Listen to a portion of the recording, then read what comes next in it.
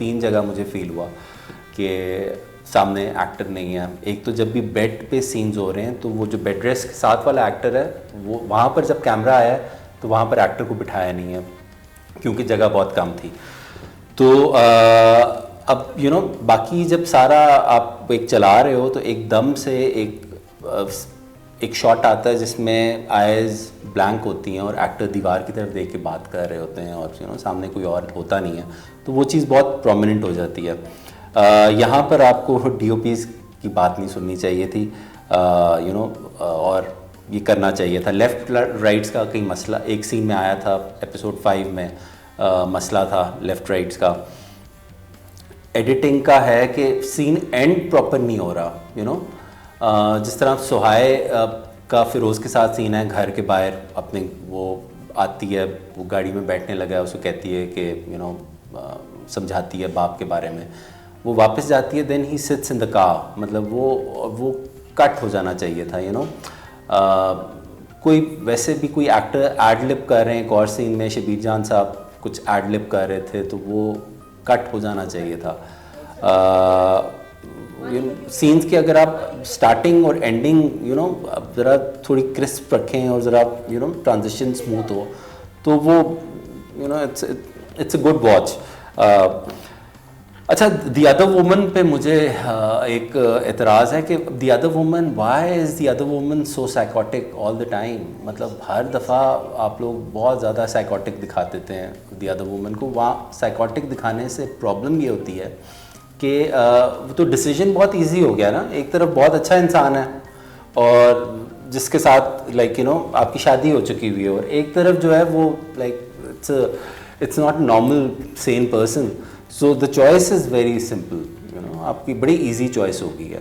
सो वो अगर the other woman थोड़ा सा आप नॉर्मलाइज कर देती हैं, साइकोटिक ना उसको रहने देती हैं। आई डोंट नो आगे स्क्रिप्ट में क्या है, प्रॉबेबली वो कैरेक्टर ही ऐसा बाइपोलर टाइप निकलेगा बाद में, आई हैव नो आइडिया। लेकिन अभी जितना मैंने देखा है मुझे ऑफ लगा।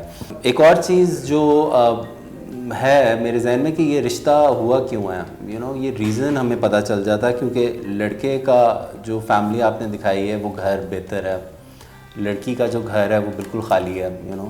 सो ये क्योंकि अरेंज मैरिज हुई थी ना, तो ये या तो ये एक उसके कास्ट के हैं, वो चीज़ ये राइटिंग में वो आनी चाहिए थी। किस वजह से रिश्ता हुआ है, मतलब बहुत एक रीज़न कोई होना चाहिए।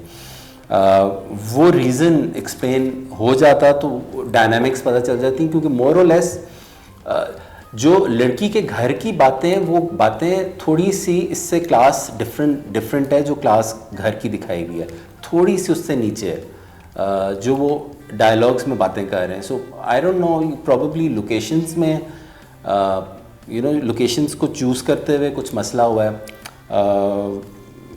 लड़के का जो एक आपने उसका सीन दिखा रहा था ऑफिस का, उसका ऑफिस एक ही सीन के लिए दिखाया, वो पता चला है कि वो एक सीन के लिए वो ऑफिस आ रहा है। सो वो अगर वो कुछ कर रहा है, जो भी कर रहा है वो कुछ बड़ा ऑफिस भी हो सकता था। आई फील कि जब कैरेक्टर्स हो ना, जब एक्टर्स 2 हों, उस वक्त बहुत वो सीन बहुत अच्छे हो रहे हैं, और जब कैरेक्टर्स फैले हुए हैं ना, वहाँ पर राइटिंग भी फॉल्टर हुई है और डायरेक्शन भी थोड़ी फॉल्टर हुई है, जहाँ पर कैरेक्टर्स ज़्यादा हुए हैं। क्योंकि जब कैरेक्टर्स ज़्यादा होते हैं वो एक इम्तिहान वाला सीन हो जाता है, वो सीन्स मुश्किल होते हैं। I know for direction I will give the direction 7। Very good job. और जो हाइसम ने 2 सवाल उठाए, क्योंकि ये महीना जी से तो हम नहीं पूछ सकते सवाल, नादिया आपसे और अतीका जी आपसे, दोनों से सवाल है जो हाइसम के जहन में जो उठे हैं।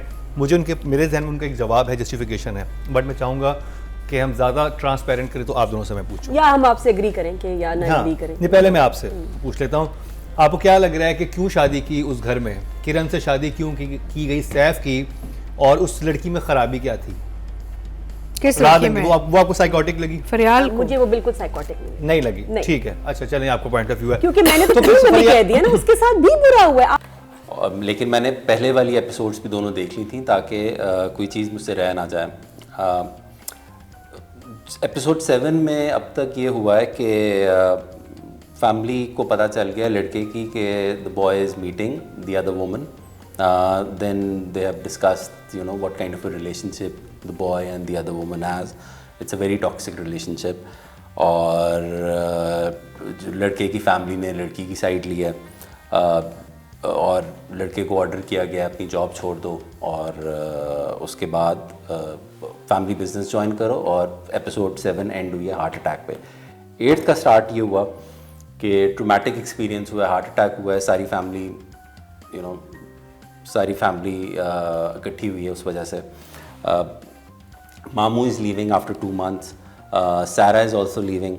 सो मामू वहाँ जॉब कर रहे थे and he is leaving 2 months. So we all want to know what kind of a job he is doing. Sobia की शादी आ रही है जो कि सुहाय की फ्रेंड है.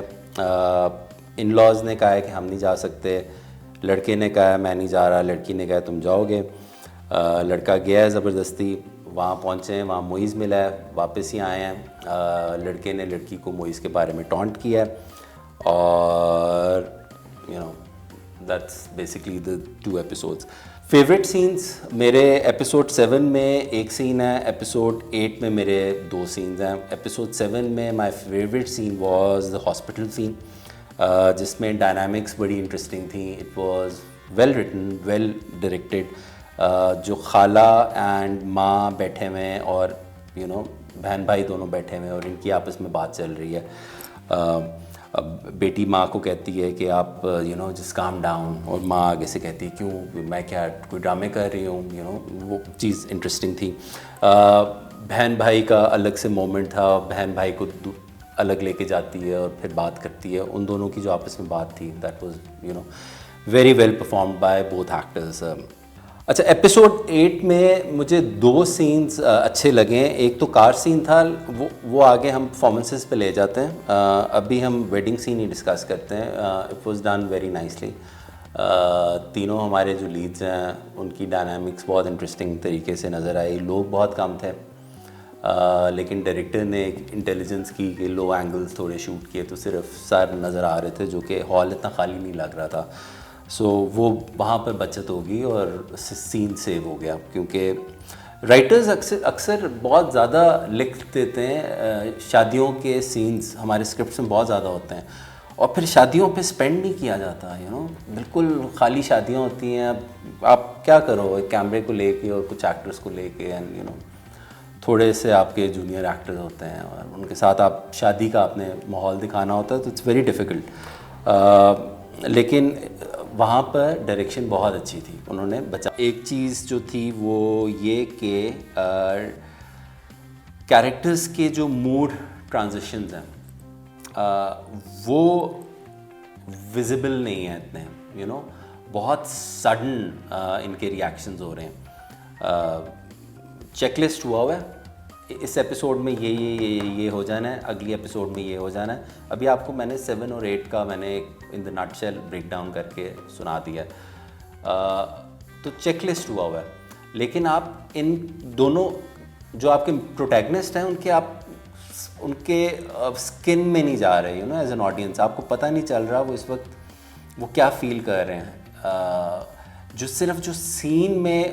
सीन जो आ रहे हैं वो सिर्फ जुमलों वाले आ रहे हैं, लेकिन आप वो वहाँ तक कैसे पहुँच रहे हैं एक सीन से दूसरे सीन में, जो बीच में जो आपको चाहिए होता है, जहाँ से आप जुड़ते हो, जहाँ से आप रिलेट करते हो कोई ना कोई चीज़ किसी भी कैरेक्टर की, वो चीज़ मिसिंग है. टाइम लैप्स का भी मसला है. टाइम लैप्स भी मुझे काफ़ी जगहों पे आया है, स्पेशली एपिसोड 5-6 में. लेकिन अगर हम वो डिस्कस नहीं कर रहे तो उसको फिर हम इग्नोर कर देते हैं. सारा और मामू के कैरेक्टर्स दोनों बहुत अच्छे बनाए हैं आपने. They are the voice of reason और दोनों को जुमले भी बहुत अच्छे मिले हैं. डायरेक्टिक नहीं लग रहे, उस तरह बात हो रही है. और ये जो 2 महीने की छुट्टी लेके आया मैं, मामू साहब इनको ये जॉब कर रहे हैं और सारा अपने मियाँ के साथ आई हुई हैं और उनका बेटा भी है. कुछ नाम लिया था किसी ने लेकिन वो नज़र नहीं आया हमें. सो इनके भी कुछ पता चल जाता कि ये कहाँ से आ रहे हैं, कितनी देर के लिए लोग, क्योंकि मामू तो चले गए, सारा ने भी चले जाना है, लेकिन ये इनका क्या सीन है, ये पाकिस्तान में इतनी देर कैसे हैं जबकि ये बाहर रहते हैं। और जो जायदाद का जो इंसिडेंट है वो मुझे बिल्कुल समझ नहीं आ रहा कि वो क्यों आपने राइटर ने क्यों इंक्लूड किया, उसका क्या रीज़न बनता है। आई एम श्योर आगे बनेगा कि माँ के नाम पे जायदाद नहीं गई, बाप के नाम पे चली गई एंड ऑल दैट, लेकिन उसके जो रीजंस भी दिए हुए थे, जब वो बाप बैठा हुआ है विद हिज सिबलिंग्स, जो वो बात कर रहे हैं, तो वो भी कोई इतनी कोई कॉन्क्रीट कोई बात नहीं की। उसने कहा है कि मियाँ बीवी में तेरा मेरा क्या होता है, तुम्हारी सारी जायदाद सादिया को मिलेगी। आप ठीक कह रहे हैं, लेकिन कबीर सादिया के नाम करना चाह रहा है। यार तुमने कौन सा उससे बताना है कि सादिया के नाम है। मतलब जो भी जिस तरह सिबलिंग्स ने, बाप के सिबलिंग्स ने वो अपना पॉइंट अक्रॉस किया और उसका माइंड चेंज किया है कि तुम अपनी बीवी को धोखा दो और तुम जायदाद पे साइन करवा लो एंड ऑल दैट। वो जस्टिफिकेशन बहुत शैलो थी मेरी नज़र में। सो आई एम श्योर उसको आगे उस इंसिडेंट को लेके जाना होगा, लेकिन मेरे लिए ऑफ था काफ़ी ज़्यादा। बहन का, सारा का और मामू कबीर का जो कैरेक्टर्स हैं वो बहुत इंटरेस्टिंग हैं, वॉइस ऑफ रीज़न है, वो डायरेक्टिक नहीं लग रहे उनके जुमले बड़े मज़े के हैं। ये दो कैरेक्टर्स बहुत अच्छे बनाए हैं। For writing I will give 6। Good job. और इंटरेस्टिंग मतलब मेरा पॉइंट ऑफ बिल्कुल डिफरेंट था, हाइसम का बिल्कुल डिफरेंट था, क्योंकि मेरे जहन में ये आया था कि शायद जो कैरेक्टर बना हुआ है, जो एक ऐसा आदमी जो कि अपनी बीवी के घर में रह रहा है, जबकि खुद भी वो जॉब करता है, तनवीर साहब का कैरेक्टर, वो चाहता तो अपनी कोई चीज़ बना सकता था, वो है तो लालची। वो एक लालची इंसान को जब ये रास्ता दिखाया गया कि तुम अपनी बीवी की जायदाद पे कब्जा कर सकते हो, उसको छोटा सा वो रास्ता बस बताना ही था, तो उसने वो कर लिया। तो मुझे तो वो इंटरेस्टिंग लगा कि ऐसा ही होता है, कोई लोग बैठ के साजिशें नहीं करते कि वो उसकी जायदाद पे कब्जा कर लो, वो बड़े सटल वे में कह देते। ये मेरा एक पॉइंट ऑफ व्यू था, लेकिन ये हाइसम का पॉइंट ऑफ व्यू था। मैंने कहा कि डिफरेंट ओपिनियन आते हैं और ये यही चीज़ है, ये इंटरेस्टिंग होती है। That's what he's missing.